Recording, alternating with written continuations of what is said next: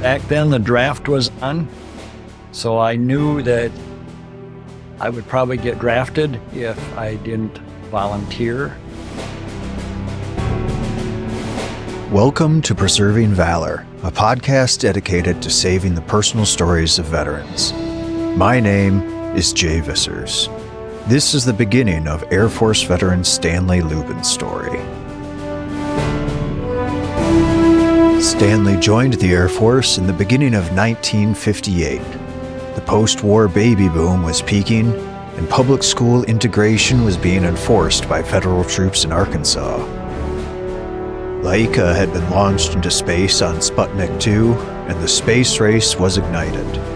The House Un-American Activities Committee held Pete Seeger in contempt, and Lennon and McCartney were just starting their friendship. Back in Michigan, Stanley was living a relatively quiet life.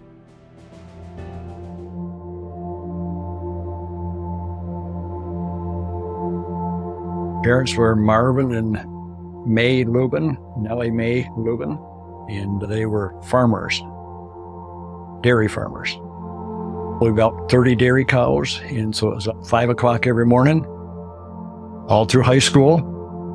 Milk 30 cows, come get in the house by 7:30, had a quick breakfast, change your clothes, and off to school. And then right after high school, you jumped on the bus unless I drove. As soon as I had my license, I think I drove most of the time. But it was right back home because Dad was starting to milk cows at 3:30. Twice a day, 7 days a week, no excuses. The Cold War draft was active at the time, and like many young men, Stanley was convinced he would end up in the Army. To avoid service in the infantry, he decided he would voluntarily join the Air Force instead.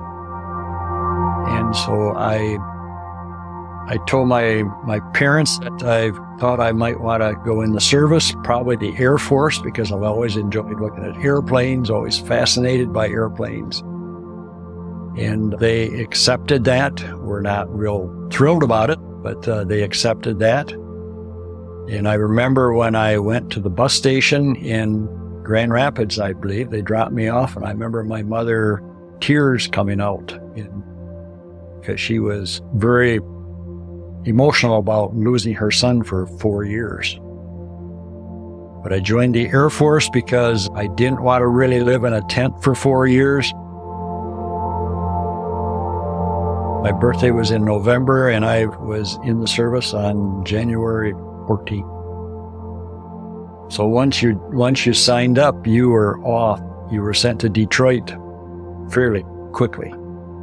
Get off the bus and go to I think they dropped you off right at the base probably, or wherever it was there, and walked up to the front gate and looked at the guard. And I said, I know you. And it was Rex, kid that I knew from Coopersville. He was a year or two ahead of me in school. You're up there and wow, I know you. So that kind of made it a little bit easier, just knowing that there was somebody there. One of the things that on the schooling down there was the guys that were in the service, especially in basic training. A lot of these guys were from the East Coast. They were decent guys and everything, but they said, we're here because we had a choice. We either join the service or we go to jail. I thought that's interesting. I'm just not accustomed to that. But that was pretty typical of the guys back then. They weren't bad guys. They just got in a little bit of trouble.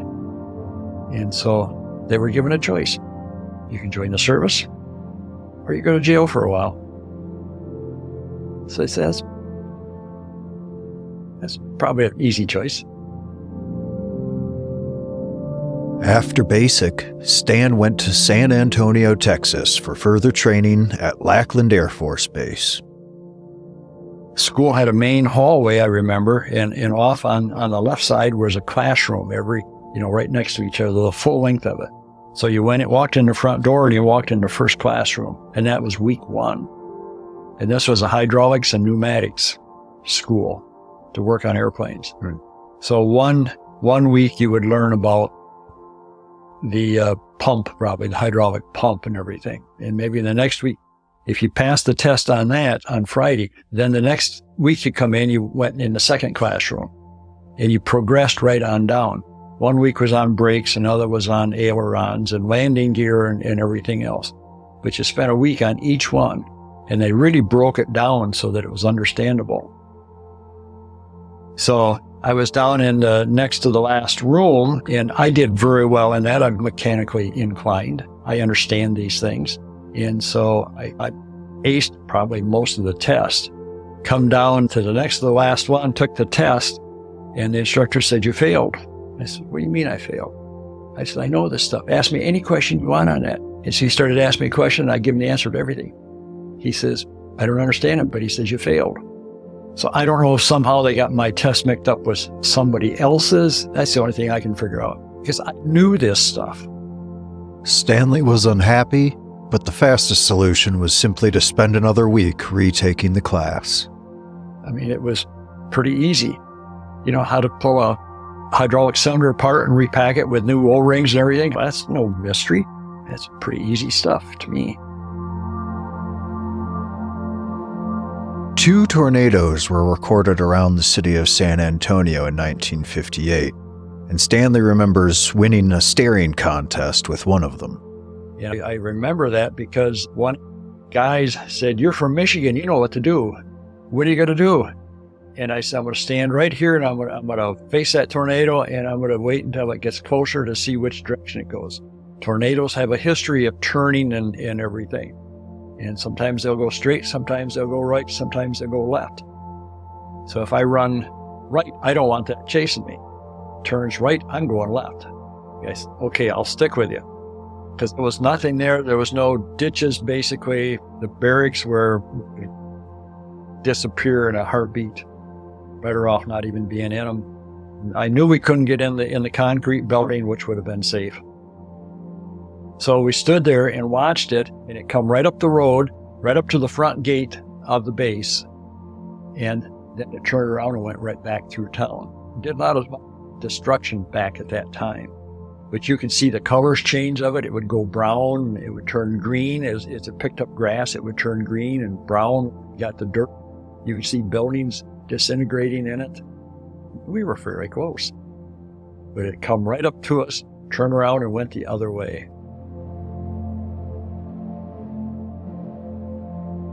And about that time, it was also, they gave you a questionnaire. Where do you want to go for your work base? And most of the guys put down the Azores. The Azores are a group of islands more than 800 miles west of Portugal in the Atlantic Ocean. While generally wet and cloudy, temperatures below freezing or above 90 degrees Fahrenheit are virtually unknown. U.S. Navy and Army Air Force bases had been established there during World War II. And that would be considered pretty good duty, I would expect. And I says, they don't even look at this. No way are they going to look at this and pay any attention to it. So a couple of us put down truly Greenland. You'll never get that. And come out, went through and finished up, and they sent me to Wurtsmith Air Force Base back at home, Michigan, up by Alpena, 4 hours away, 3 hours away, which was fine. Kind of wanted to see the world, but I'll go wherever. And then later on, I was there for a couple of years, and then I got orders, to, guess where? Truly Greenland. Come around, I guess. Maybe they did look at it. I don't know. Which was fine also. I didn't mind that either. And in Greenland, we had a room that was a tiny room that was probably, the bed is probably 6-7 foot. So it was a foot beyond the bed. And the other way it was, so that would have been about, say, an 8. And the other way it was probably about 9 or 10 feet. And that was the size of your room for 2 people. And you had all your clothes, which, you had your big snow pants, you had your mucklucks for your feet, and you had this big, what we called an iron jacket, and it had the Wolverine fur around your face. because wolverine fur does not freeze. So as you breathe, your moisture didn't collect on that. And so you had a lot of these big clothes, plus all your other daily clothes and everything. We didn't have a desk. Well, we had a tiny closet. We didn't have a desk, and so we scrounged up a wooden crate somewhere, found a piece of board to lay on top of it, and that was our desk. It was very small, but it served its purpose. So the room was pretty tight. I worked nights in Greenland the whole time. And I was thinking the other day, I don't know of one single guy that in my shop that worked days. I worked nights by myself, which I'm not sure was quite up to Hoyle, but that's what they decided. And so I really did not ever get to know any of the guys on day shift. And there was probably 3 or 4 of them, maybe 2, 3, 4 of them.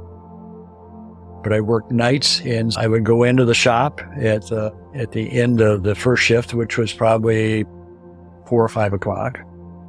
They would tell me what hangar to go to, what plane I had to work on, what I had to do. So I would go down there and work on that airplane by myself. Sometimes there was other people around, usually not much. And if there was nothing to do, we kind of gathered in an empty hangar, and we played ping pong. So I got pretty good at ping pong. Because I'm tall, and one of the things you have your pants on, you got to be ready to go work at any moment. But so you had your pants on. So what you did is take your coat off, take your pants down to your knees, and you stood there with your feet apart. And that was your playing area, whatever you could reach from that, because didn't want to take your boots and all that off. I guess it was too cold to take your boots off anyway. So we would play ping pong a lot there, or chess. And I remember one guy playing chess with that we played, I don't know, months before I ever beat him. Months. And when we got done with work, then they would release us and we'd just go back to the barracks. But then people that worked nights had a big bonus. They got to go to midnight chow. Everybody else had breakfast, dinner, supper.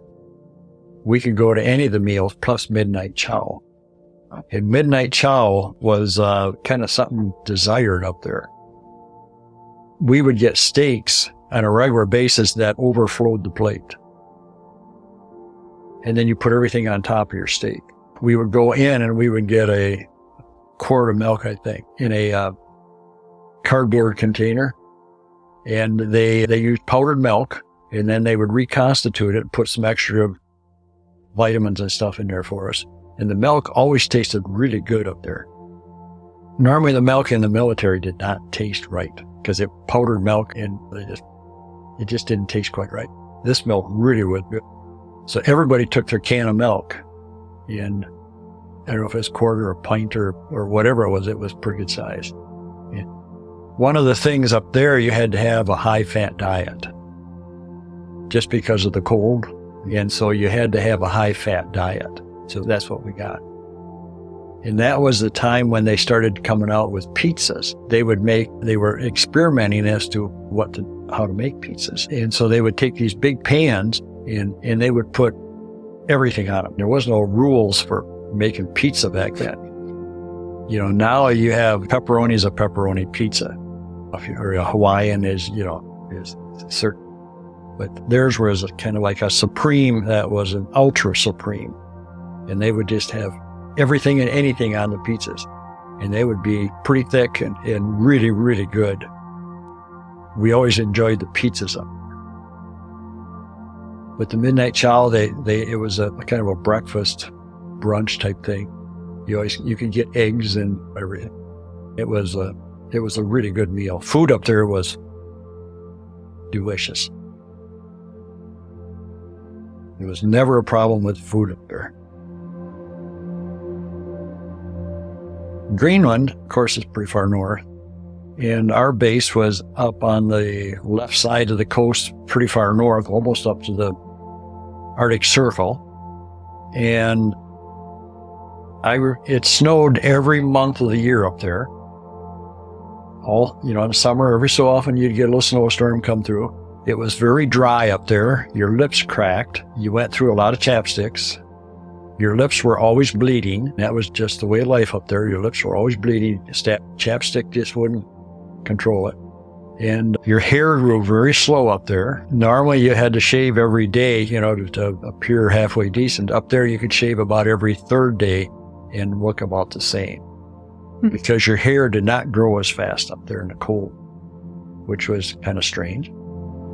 I don't remember ever getting a haircut up there. I'm sure I had to, but I don't remember ever getting a haircut. They had a big gymnasium up there that you could go to. They had a theater, and we used to go every afternoon to the theater to watch the movie. Didn't matter what it was. There was not much to do up there.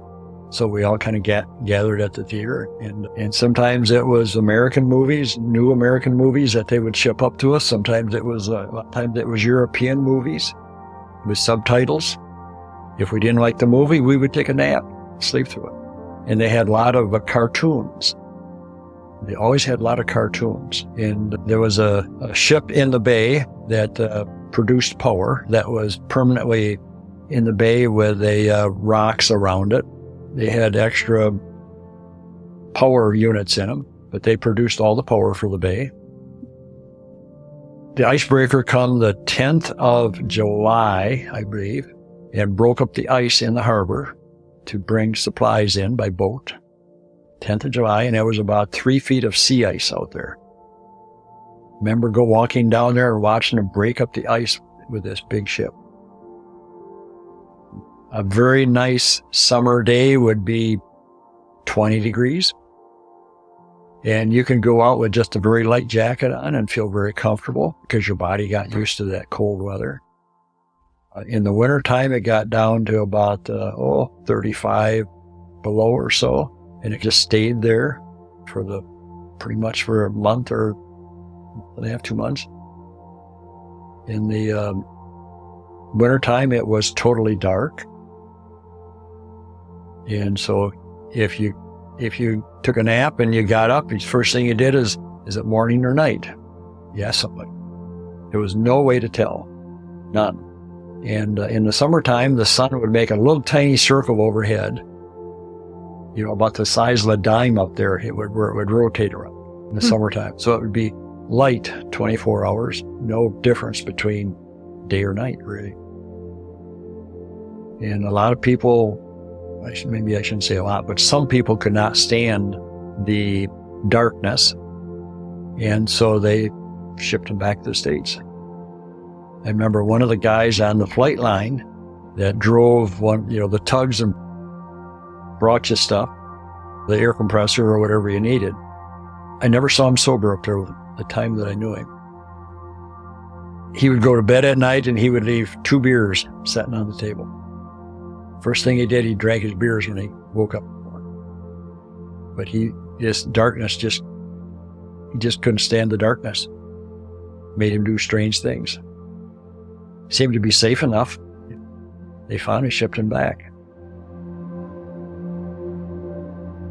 I thought this is a pretty cool place because you can't buy your way up there. That's a base. There's nothing around there. There's a very small Danish village, which is maybe 6 houses or something around there. But other than that, there's nothing around there.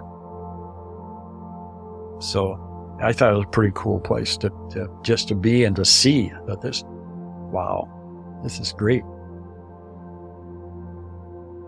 So it was, for me, it was pretty good duty. I remember one time up there, kind of going back, when you were up there, you went to a room where that you would sit and talk or something, and they would drink. The sergeants were allowed 2 40-ounces a month of hard alcohol. So drinking was, and a lot of beer up there. You could buy beer at the base exchange anytime. I didn't drink I said, I'm not going to drink while I'm in the service. That's a bad start. Doing that can get you in trouble. So I didn't drink while I was up there, but I went to these get-togethers, and the one time they said, Lubin, you're gonna have a beer today. And I said, I think so. And they kind of kept on me, and finally this one guy who I happened to go up on the same plane with, he was from Michigan, from Detroit. He was a sergeant. He was somewhat intoxicated. But because of Michigan to Michigan connection, that's enough to make a connection with somebody. And he jumped between us and he got right in our face. And he says, listen, this guy don't want to drink. Don't you ever offer him a drink again, because you'll answer me. And he was not a guy that, you really wanted to mess with the whole. He was a nice guy, but don't mess with him. So he got right in our face and said, laid the law down. And after that, every time I come, there was always a pop sitting there for me. Always. So I thought that was pretty cool that somebody stood up for me, that you don't run into things like that too often, but when they do, you remember them. I used to write a letter every week, I think, my parents. My mother always wrote me a letter every week. She would send cookies now and then, wrapped in popcorn, which is a great way to ship stuff. Put your cookies in there and just fill the rest of it with popcorn. Cookies don't break up or anything. You couldn't call. I don't think you could call from Greenland anyway. You kind of do the same thing every day. But one time we went up to the Army base. There was one road leading out, gravel road, and it went up the hill and it went up to the ice cap. And somebody got a hold of a truck, and they gathered a few of us and said, let's go up to see the Army base. So we did that, and along the way there is a little hut. And I remember this hut was made out of steel, didn't look very fancy or anything. It had cables wrapped over the top, and hanging down on the cables on each end were big things of stone to hold it down so it didn't get blown away. Okay, look at that. What's the deal here? And they said, winds get 100 miles an hour up. They get really stiff up here. And then we went up, there was up to the top of the hill in the one spot, and there was a weather station up there. And they said the winds up there were really stiff also, really bad. But then we went up to the Army base, and basically it was a hole in the rock, a road, and it just disappeared into the side of the hill. And then there was this big screen up there, which was a radar screen that was about the size of a football field, turned on edge. And that was part of their radar system. The radar screen was part of the bemused system of ICBM defenses, keeping the United States safe from a possible Soviet missile strike. The Army run this radar system, but everything was inside the mountain, went underground. Of course, you couldn't get in there or anything, because that was Army and we weren't Army.